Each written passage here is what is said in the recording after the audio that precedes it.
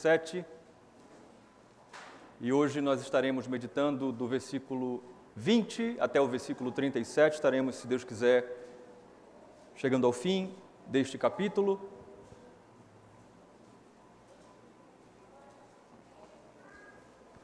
O tema da nossa mensagem é a vinda do reino.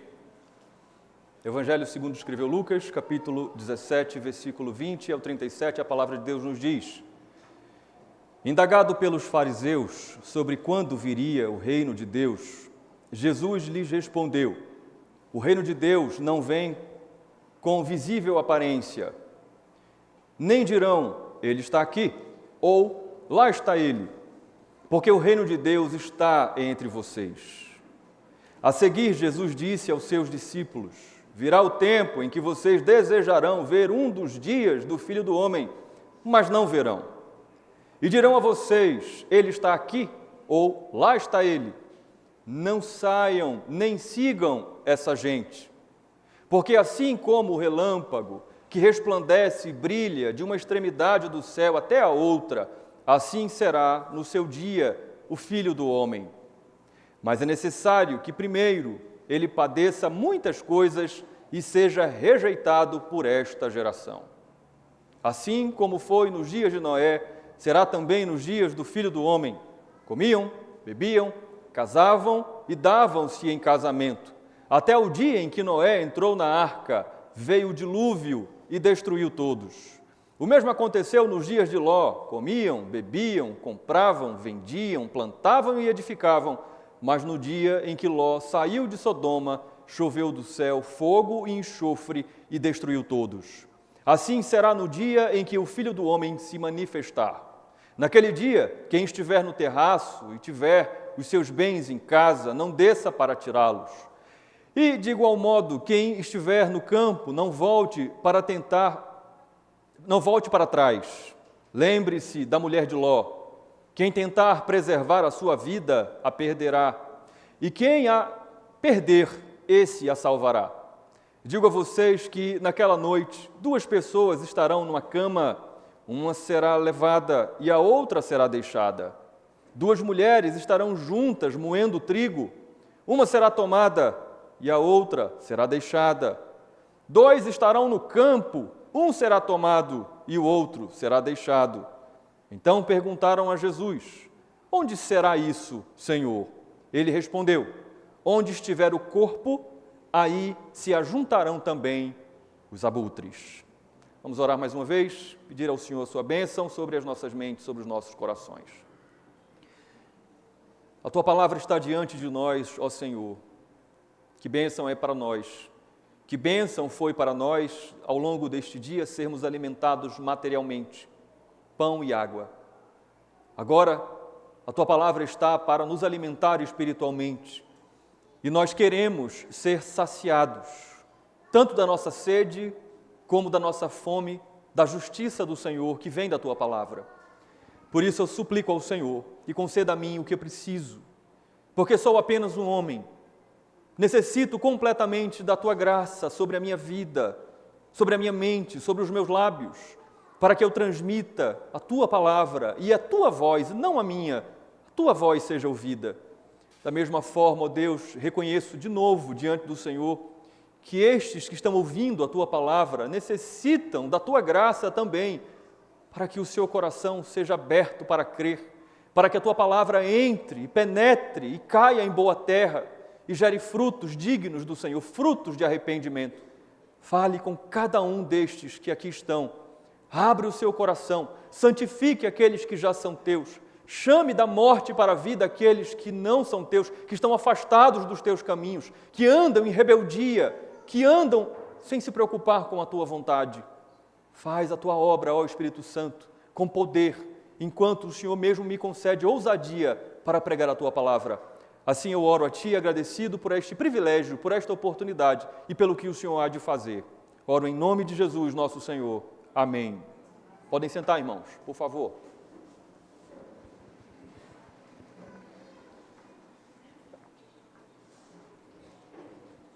Você sabe definir, descrever o que é o reino de Deus? O reino de Deus é famoso. Praticamente todos os habitantes desse planeta, grande maioria, já ouviu sobre o reino de Deus. Mas você sabe dizer o que é o reino de Deus? Nos dias do seu ministério terreno, o nosso Senhor Jesus Cristo explicou para os homens o que é o reino de Deus. Mais recentemente, nas exposições aqui neste Evangelho, nós vimos o Senhor comparando o reino de Deus.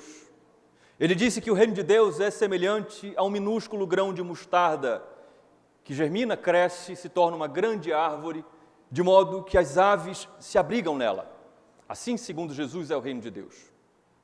Nosso Senhor disse que o reino de Deus é semelhante ao fermento, cuja mulher mistura com algumas medidas de farinha, de modo que esta massa cresça por aquela pequena pitada de fermento. Assim, segundo Cristo, é o reino de Deus.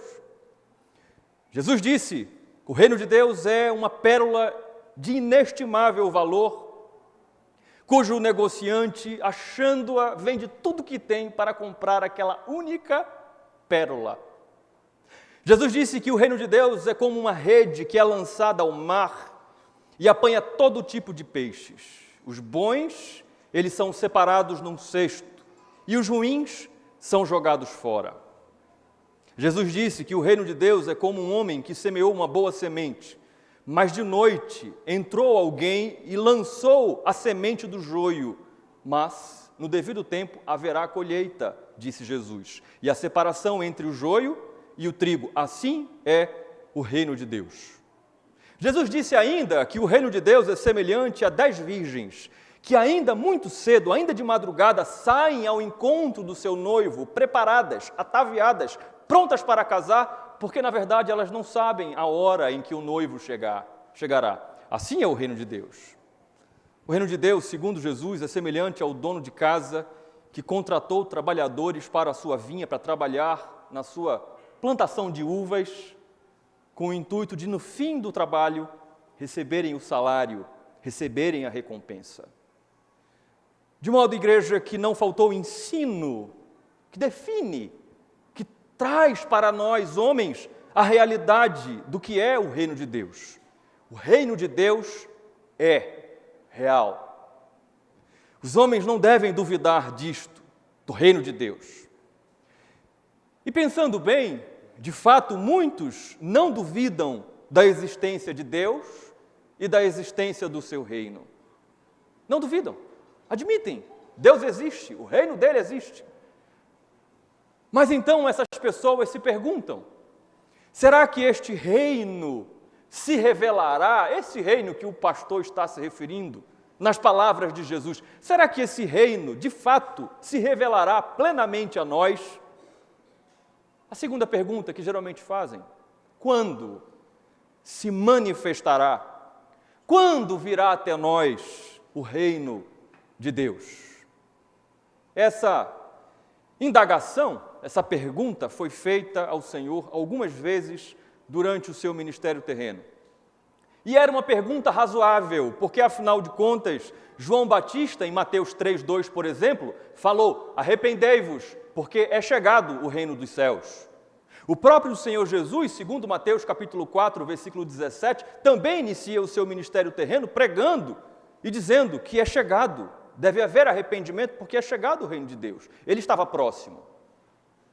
Aqui essa passagem nos mostra os fariseus indagando, questionando Jesus sobre a vinda do reino de Deus. Mas esse questionamento que os fariseus fazem, que na palavra grega original é interrogatório, não se deu porque eles acreditavam que Jesus era o Messias. Lembrem-se, infelizmente, os fariseus se revelaram como os grandes opositores de Jesus enquanto ele caminhou entre nós. A ideia desses opositores era gerar descrédito à mensagem de Jesus. Sim, os judeus tinham grande interesse na manifestação do reino de Deus, mas não por intermédio de Jesus. Eles não acreditavam que Jesus implantaria o reino de Deus na terra. O que eles queriam, na verdade, era trazer descrédito à sua mensagem, minar a sua liderança, porque, afinal de contas, Jesus Cristo ele era um pregador do Evangelho. Mas ele não só discursava, ele evidenciava a graça de Deus sobre a sua vida através de sinais. Ele acabara de curar de uma única vez 10 leprosos, como nós vimos na semana passada. A lepra, uma das doenças consideradas incuráveis nos dias de Jesus, ele cura 10 leprosos sem menor esforço. Eles querem minar essa liderança, essa figura. Então, nosso Senhor, nosso Deus, o Eterno Filho, vai tratar de responder a eles. Mas essa dúvida, esse questionamento trazido pelos fariseus, não era exclusiva aos fariseus. Marcos, a passagem paralela, no capítulo 13, versículo 3, nos diz que 2 duplas de irmãos, Pedro e André, Tiago e João, também tinham dúvidas quanto ao retorno, aos sinais do retorno do nosso Senhor. Então, o Espírito Santo vai usar este médico e historiador chamado Lucas para registrar o que o Senhor revela acerca da vinda do seu reino e acerca do retorno do rei. Olhe para a sua Bíblia, o versículo 20 e 21. Indagado pelos fariseus sobre quando viria o reino de Deus, Jesus lhes respondeu, o reino de Deus não vem com visível aparência, nem dirão, ele está aqui ou ele está lá, porque o reino de Deus está entre vocês. Ora, os fariseus tinham, como eu já disse, um interesse ávido pela manifestação do reino de Deus. Mas os fariseus acreditavam que na vinda do reino, na manifestação do Messias, do Hamashia, essa manifestação seria numa perspectiva nacionalista, onde a nação de Israel seria livrada das mãos dos seus inimigos políticos, sobretudo Roma, e então ela seria uma nação livre e soberana. A inauguração do reino de Deus sobre a terra, na perspectiva dos judeus fariseus, seria, portanto, visível, física, triunfal. Por isso o Senhor Jesus trata de corrigi-los em seu entendimento distorcido acerca do que é o reino de Deus e da manifestação do reino de Deus na terra. Ele faz 2 coisas. A primeira coisa que ele diz é: o reino de Deus não vem com visível aparência. A expressão grega é observação atenta, olhar atento. Não. Segundo Jesus, a manifestação do reino de Deus, ela não poderia ser calculada de modo numérico ou astronômico, astrológico, não. Não poderia ser identificado nos astros, no alinhamento dos astros, nem na composição dos números, na cabalística judaica, não. Segundo Jesus, a manifestação do reino de Deus não pode ser percebida, notada fisicamente, nem pelo olhar mais minucioso. A primeira coisa, saibam logo disso. Mas em segundo lugar, Jesus diz, nem poderá ser apontada. É aqui, é ali. A vinda, a manifestação do reino, nas palavras de Cristo, não poderá ser geograficamente localizada, indicada. Segundo Jesus, o reino de Deus não está confinado. A manifestação deste reino não está confinado aos padrões e os valores humanos. Segundo Jesus, ele não pode ser encontrado no triunfo político das nações. Não. Segundo Jesus, a manifestação, o triunfo do reino de Deus não é resumido ao triunfo dos homens sobre as doenças, sobre a pobreza, nada disso. Segundo Jesus, o reino de Deus não é regional, não é nordestino, com muito orgulho. Segundo Cristo, o reino de Deus não pode ser caracterizado a nada que seja ligado ao espaço-tempo. Nem lugares, nem coisas. Mas eu quero perguntar a você, ouvinte do Evangelho, não é exatamente esta a inclinação do nosso coração? Não é exatamente esta a inclinação do coração humano corrompido pelo pecado? Transfigurar o que é eterno em algo temporal, aquilo que é espiritual em algo físico, transfigurar a glória indizível de Deus ao triunfo humano. Nosso Senhor diz, não é visível. A manifestação do reino de Deus não pode ser percebida pelos olhos físicos. Ele diz, nem é geográfico, não pode ser localizado, indicado onde está. Por quê? A terceira verdade que Jesus diz para eles. Porque o reino de Deus está entre vocês. A palavra grega é entos, dentro. É por isso que algumas versões, como a versão que vocês usam na sua maioria, a Almeida Revista e Atualizada, a versão do presbítero, do coração do presbítero Jackson, a King James Version, a nova tradução na linguagem de hoje também vai traduzir por dentro de vocês, no interior de vocês. O reino de Deus está entre vocês, está dentro de vocês. Qualquer uma das duas traduções estão corretas, segundo a palavra entos. Porque esta palavra tem dois significados. O reino de Deus está entre vocês, Jesus está dizendo. O reino de Deus está em mim. Eu sou a manifestação do reino de Deus. O meu ministério é a manifestação do reino de Deus. Mas, em segundo lugar, o significado é o reino de Deus, a manifestação do reino de Deus está no interior, está dentro dos que me recebem, de todas as nações, povos, tribos e línguas. Em outras palavras, Cristo está dizendo para aqueles opositores, para aqueles fariseus, vocês não estão reconhecendo o reino de Deus por duas razões. Primeiro, porque vocês têm um conceito errado da natureza do reino de Deus. Vocês ainda não conseguiram compreender de todas as ilustrações que eu usei para ensinar a vocês, vocês não conseguiram compreender ainda a natureza do reino. Mas, em segundo lugar, porque vocês estão procurando o reino no lugar errado. A vinda do reino, nas palavras de Jesus, não será precedida por sinais no céu. Não será precedida, marcada pelo esforço humano. De modo que nós vamos nos esforçar muito aqui com nossas obras, de modo que Deus vai olhar para as nossas boas obras e vai dizer, está na hora de eu voltar. Esse povo é muito piedoso. Não. Não será pelos sinais dos céus, nem será pelas obras meritórias dos homens, como esses judeus achavam. A vinda do reino não será geográfica nacional. Por quê? Porque o reino já está entre vocês. A Escritura Sagrada anuncia a vinda do reino em dois momentos. Isaías capítulo 52 e capítulo 53 falam sobre a inauguração do reino messiânico. E é disso que Jesus está falando. O reino de Deus já está entre vocês. Mas a Escritura ainda fala sobre um segundo advento, que pode ser encontrado tanto na literatura de sabedoria como nos profetas. Por exemplo, o texto mais escatológico, que aponta mais para a doutrina das últimas coisas, Daniel, capítulo 7 ao 12.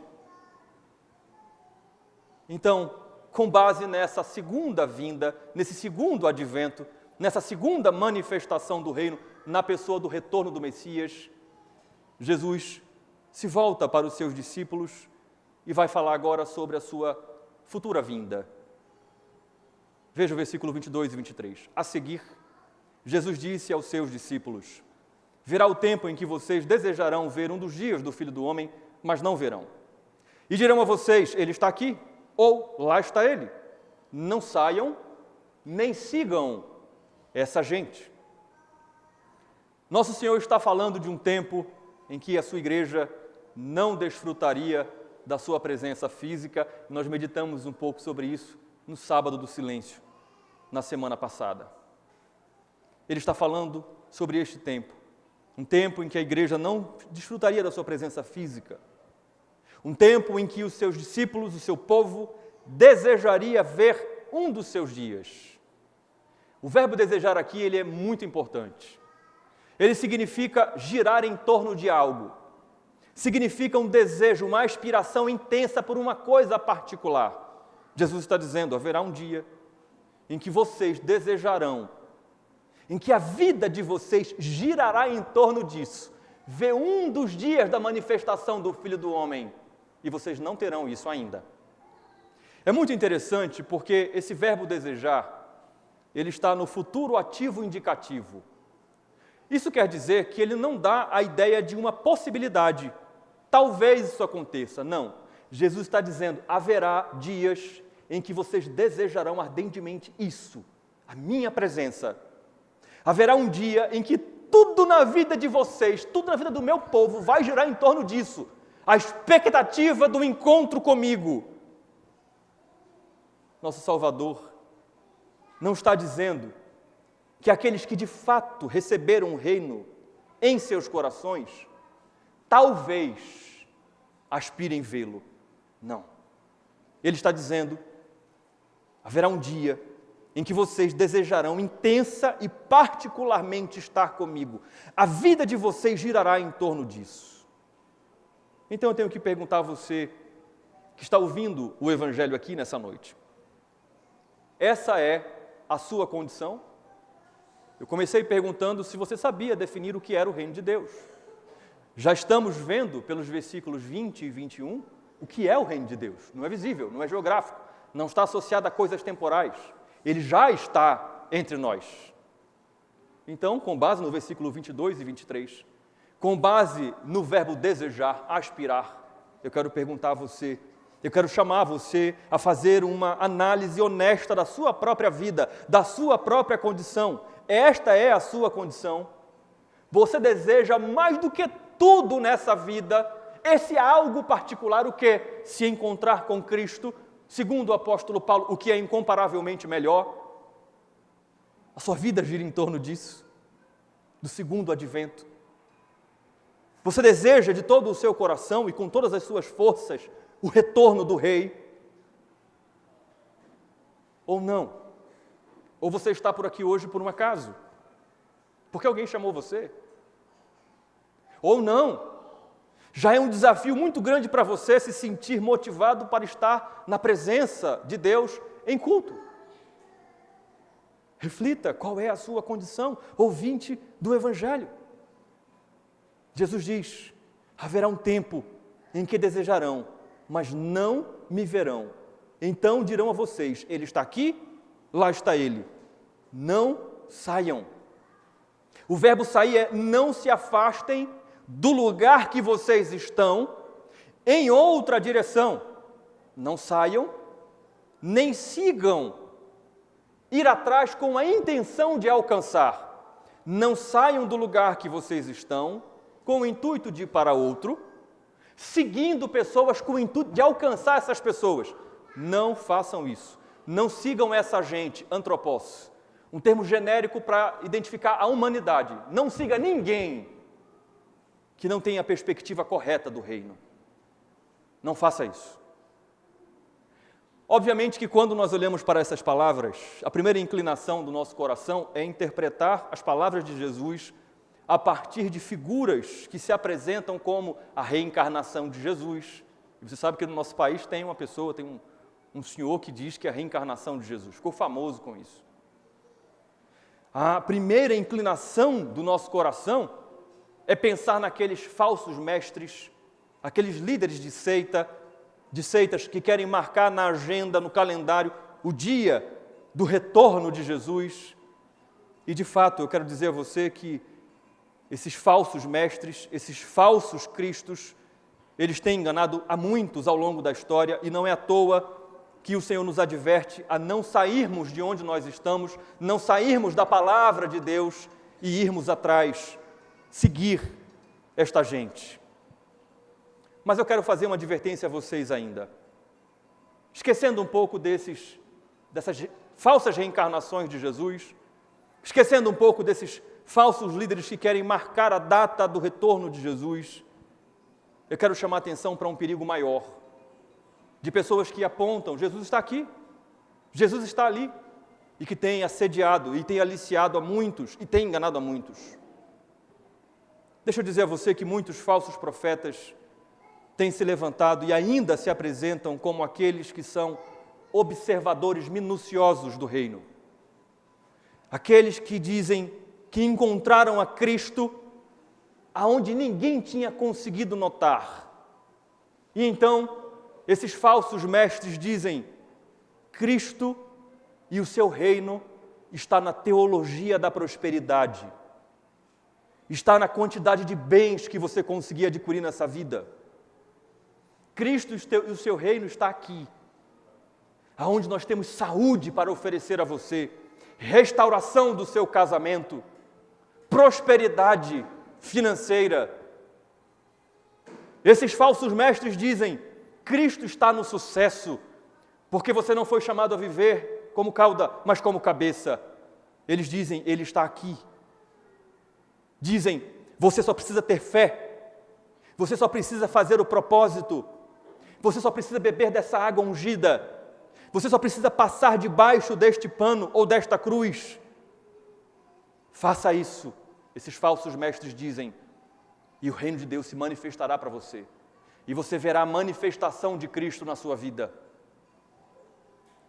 Mas ainda, muitos falsos mestres dizem: Cristo e o seu reino está nas manifestações dos dons espirituais. Eles dizem: Ele está aqui. Cristo está nesta igreja. Você só precisa entender que as outras igrejas, elas são falsas. Que a única igreja verdadeira, dizem, é esta aqui, onde se tem os dons sobrenaturais, miraculosos. Outros dizem: Cristo está aqui. Cristo não está na interpretação limitada e ultrapassada da Escritura. Cristo, dizem, está aqui. Você só precisa seguir as novas interpretações da Bíblia e então você tocará no reino de Deus. Então você terá Cristo manifesto na sua frente. Basta você negar a tudo o que a igreja creu ao longo da história. Deixa eu me referir especialmente a você, cristão, cristã. Preste muita atenção. Jesus não tem sido apontado, está aqui, está ali, só de modo físico. Jesus tem sido indicado em doutrinas estranhas à Escritura. E Cristo mesmo está dizendo: você não deve seguir a essa gente, você não deve sair de onde você está, se onde você está prega o puro e simples evangelho, sem mistura, sem usos e costumes, sem tradições, você não deve seguir essa gente que quer apontar para você: Cristo está ali, Cristo está aqui. Você não deve ir atrás de quem não apresenta Cristo a partir do evangelho. Se não apresentarem Cristo a você a partir da palavra, de Gênesis a Apocalipse, todo o conselho de Deus, não siga a estas pessoas. Amém, igreja? Amém? Porque é isso. Quanto ao aspecto invisível, Cristo é encontrado somente na Escritura. Aquilo que nós não podemos ver fisicamente, Cristo está aqui, na palavra. Mas, quanto ao aspecto visível, então nós temos o versículo 25. Porque assim como o relâmpago que resplandece e brilha de uma extremidade do céu até a outra, assim será no seu dia o Filho do Homem. Esse é o discurso mais escatológico dos evangelhos. É a literatura do discurso do fim dos tempos. É um discurso apocalíptico que aponta para a revelação daquilo que acontecerá na consumação de todas as coisas. E nessa linguagem apocalíptica, o que predomina é o simbolismo. Cristo aqui está usando a figura do relâmpago, que é uma figura conhecida desde os dias do Antigo Testamento, como uma das manifestações de Deus, teofania. O significado desse símbolo aqui é que a igreja não deve se enganar pela mentira de falsos mestres. Nosso Senhor está dizendo que a sua vinda será como um relâmpago, que terá 4 características. Ela será brilhante, esplendorosa, mas também ela será repentina. Já viu um relâmpago? Ela será pública em terceiro lugar e ela será visível. Será para todos. De maneira que não restará dúvida alguma, em nenhum lugar do cosmo da criação, Ele voltou. O terrível dia do Senhor, para aqueles que negam a Ele por toda a sua vida. O grande dia do Senhor para o seu povo. E então, tomando dois exemplos do passado para ilustrar mais fortemente essa verdade, o nosso Senhor afirma que muitos não estarão preparados para a volta de Cristo e então serão destruídos. Versículo 27 ao 30, veja, assim como foi nos dias de Noé, será também nos dias do Filho do Homem.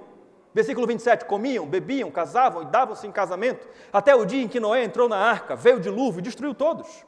O mesmo aconteceu nos dias de Ló, comiam, bebiam, compravam, vendiam, plantavam e edificavam. Mas, diz o versículo 29, no dia que Ló saiu de Sodoma, choveu do céu fogo e enxofre e destruiu a todos. Esses dois exemplos trazidos por Jesus, não são parábolas. Eles são histórias extraídas do Antigo Testamento, histórias reais. A primeira história é a destruição de quase toda a humanidade, com exceção de 8 pessoas. Está descrito em Gênesis capítulo 6 e capítulo 7. A segunda história é a destruição de 2 cidades que foram tomadas pela maldade nos seus dias, Sodoma e Gomorra. Gênesis 18, versículo 16 até o capítulo 19, versículo 29. Existe aqui nesses dois exemplos, nesses 2 fatos verídicos, pontos comuns que são, na verdade, o motivo pelos quais o Senhor está apresentando estes 2 exemplos. Em primeiro lugar, ambas as histórias, as sociedades estavam mergulhadas no pecado, no desprezo a Deus e a sua vontade. Em segundo lugar, ambos os casos tinham 2 tipos de pessoas. 2. Preste muita atenção para ver em que tipo de pessoa você se enquadra. Primeiro, os que deram crédito à palavra de Deus e se prepararam para o que estava por vir. No caso da história de Noé, entraram na arca. No caso de Ló, saíram da cidade. Pessoas que deram crédito à mensagem que alertava: o juízo está vindo. Mas o segundo grupo de pessoas eram os que não deram crédito à mensagem, à pregação de Noé e à cegueira, porque antes de Ló sair da cidade, o Senhor mandou um sinal, cegou aqueles habitantes daquela cidade ímpia. Mesmo assim, continuaram, no caso da cegueira, tateando, tentando encontrar a porta da casa de Ló para tomar posse dos anjos que estavam lá dentro. Continuaram vivendo vidas sem temor a Deus. Mas a terceira característica comum e última que eu registro é que os que assim agiram, ou seja, desprezaram a mensagem e continuaram vivendo uma vida ímpia, foram surpreendidos com a repentina e inevitável destruição. Água, no caso de Noé, e fogo e enxofre, no caso de Ló. Jesus diz: assim será no dia em que o Filho do Homem se manifestar. É o versículo 30. Muitos serão advertidos, como você, ouvinte do Evangelho, afastado dos caminhos de Deus, ou que nunca se rendeu ao senhorio de Cristo, muitos ouvirão a mensagem, serão advertidos, mas não darão ouvidos à mensagem, à voz, à palavra de Deus. Muitos continuarão desconsiderando os pregadores da justiça, termo utilizado para definir Noé em Pedro, 2 Pedro capítulo 2, versículo 5, pregadores da justiça. Muitos continuarão considerando os pregadores do Evangelho, como eu, loucos, exagerados. Esse pastor está exagerando. Ele está acreditando nessas histórias ainda. Muitos zombarão daqueles que anunciam que o juízo de Deus é iminente, é certo e está próximo. Muitos odiarão o povo de Deus, que como Ló viveu, nas palavras de Pedro, novamente, 2 Pedro 2,7, aflito com a conduta libertina dos que se rebelam contra Deus. Estes vão viver suas vidas como se não houvesse a quem prestar contas. Segundo Jesus, eles vão fazer de tudo na vida. Segundo Jesus, eles vão fazer planos para o futuro, vão casar, constituir família, como até sobreviver, a coisa mais básica. Eles vão plantar, vão construir, vão comer, vão beber, vão negociar, desprezando, assim como aconteceu nos dias de Noé e nos dias de Ló, desprezando a mensagem do Evangelho.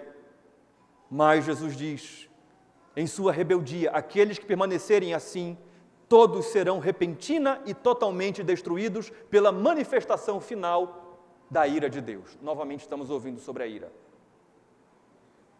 Ainda que não tenham dado crédito à mensagem, escute bem isso, ouvinte do Evangelho, ainda que essas pessoas não deem crédito a essa mensagem pregada, assim será no dia, assim acontecerá, é certo, no dia em que o Filho do Homem se manifestar. Versículo 31. Naquele dia, quem estiver no terraço e tiver os seus bens em casa, não desça para tirá-los. E de igual modo, quem estiver no campo, não volte para trás. Os telhados na Palestina do século I eram como as lajes de hoje. Cadê os irmãos Douglas e Patrícia? É uma laje bem boa feita de vocês. As casas eram pequenas, já falei isso em outras exposições, e na maioria tinha um cômodo só. Então, havia uma extensão da casa, uma ampliação da casa para o telhado, que às vezes servia de sala de estar, para você receber uma visita, às vezes servia de lugar de refeição, sala de jantar, de modo que se alguém estava lá em cima e precisava lançar mão de algum bem de casa, tinha que descer por uma escada lateral para poder então ter acesso à casa e poder pegar um bem, um utensílio. Jesus diz, naqueles dias, se você estiver no terraço, não se preocupe em descer e buscar as suas coisas. Ele acrescenta e diz, se estiver no campo, não volte atrás. Ele diz, não se preocupe em buscar os seus bens. Em outras palavras, Jesus está dizendo, não se preocupe com as coisas materiais, porque elas não servirão de nada para você. Não importa o quanto você tenha, não importa o quanto você trabalhou para adquirir o que você tem, não servirá de nada. Não se preocupe em voltar atrás. Lembre-se, ele diz no versículo 32 e 33, da mulher de Ló, quem tentar preservar a sua vida a perderá, e quem a perder, esse a salvará. A esposa de Ló, está registrado isso em Gênesis 19, 17, ela recebeu uma ordem de Deus muito específica, juntamente com todos os da casa de Ló. Não olhe para trás, nem pare em toda a campina. Gênesis 19, 17. E o que a mulher de Ló faz? Ela desobedece. Ela olha para trás e, como consequência, ela foi transformada num estátua de sal. Está no versículo 26 de Gênesis 19. Cristo, nosso Senhor, diz, lembre-se, traga à sua memória o exemplo da mulher de Ló, porque assim será no dia da manifestação do Filho do Homem.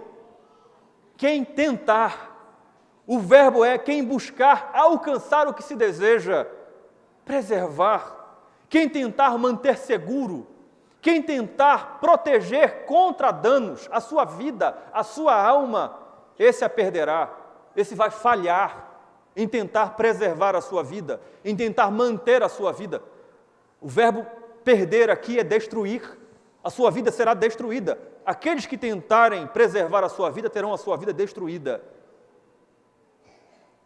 Cristo está dizendo, aqueles que tentarem salvar a sua vida física, desprezando a mensagem do Evangelho, cuidando apenas das coisas dessa vida, não se importando com a vida espiritual, não importa a idade que você tenha, nem a condição social que você tenha, serão condenados eternamente. É isso que o Senhor está dizendo aqui.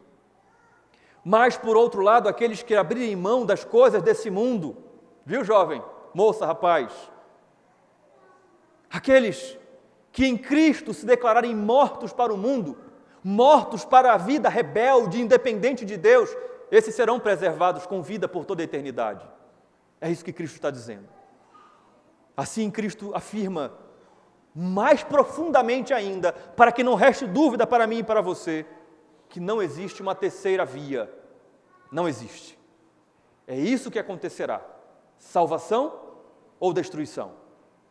E por mais próximas que as pessoas possam ser, isso acontecerá de tal forma que o versículo 34 35 e 36 diz: digo a vocês que naquela noite 2 pessoas estarão numa cama, uma será levada e a outra será deixada. 2 mulheres estarão juntas moendo trigo, uma será tomada e a outra deixada. 2 estarão no campo, um será tomado e o outro será deixado. Nosso Senhor diz: não haverá jeito. Aqueles que rejeitaram a mensagem serão separados daqueles que receberam a mensagem. E haverá, nas palavras de Jesus, pelo menos 3 divisões. Primeiro, na família. O principal símbolo da família, a cama, o leito matrimonial. Não importa. Um fica e o outro vai. Irmãos de sangue, pai e filho, filha e mãe. Um fica. Aquele que não acatou a mensagem do Evangelho, fica. Aquele que acatou, vai. Haverá divisão nos negócios.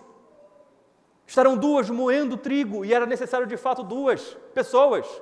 Uma que ficaria segurando a base para dar sustentação, e a outra de cima que iria moer. Uma fica, a outra vai. Haverá divisão na vida social. Ele cita o campo. Pode ser viagem, pode ser plantação. Ele diz: no campo, um fica e o outro vai. De modo que Cristo está dizendo: este tempo é decisivo. Assim como foram nos dias de Noé e nos dias de Ló, este tempo é decisivo. E então isso gera uma pergunta nos discípulos. Versículo 37. Então perguntaram a Jesus: onde será isto, Senhor? Ele respondeu: onde estiver o corpo, aí se ajuntarão também os abutres.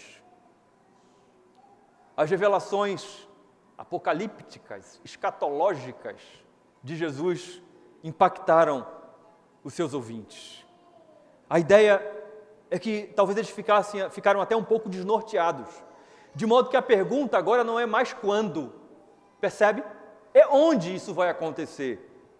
Então o Senhor usa mais uma ilustração escatológica já conhecida do Antigo Testamento. A figura de aves de rapina, abutres, águias, ao redor do corpo em decomposição, como um símbolo do inevitável, terrível e soberano juízo de Deus. Nós temos isso vastamente expresso na Escritura. O profeta Ezequiel, capítulo 39, versículo 17, foi usado pelo Espírito Santo para trazer uma profecia falando sobre o dia do Senhor, o terrível dia do Senhor. O Senhor usa o profeta dizendo: filho do homem, assim diz o Senhor Deus, diga às aves de toda a espécie e a todos os animais selvagens, reúnam-se e venham de toda parte para o sacrifício que eu estou oferecendo por vocês, um grande sacrifício nos montes de Israel. Vocês comerão carne e beberão sangue. Esta mesma profecia escatológica, ela vai ser confirmada na visão de João. E ele vai descrever em Apocalipse capítulo 19, versículos 17 e 18, desta forma: então vi um anjo posto em pé no sol. Ele gritou em forte voz, dizendo a todas as aves que voam no meio do céu: venham, reúnam-se para a grande ceia de Deus, para comer carne de reis, carne de comandantes, carne de poderosos, carne de cavalos e os seus cavaleiros, carne de todos, quer livres, quer escravos, tantos pequenos como grandes. Mais uma vez, Jesus está apontando o olhar da sua igreja para o fato que é de extrema importância.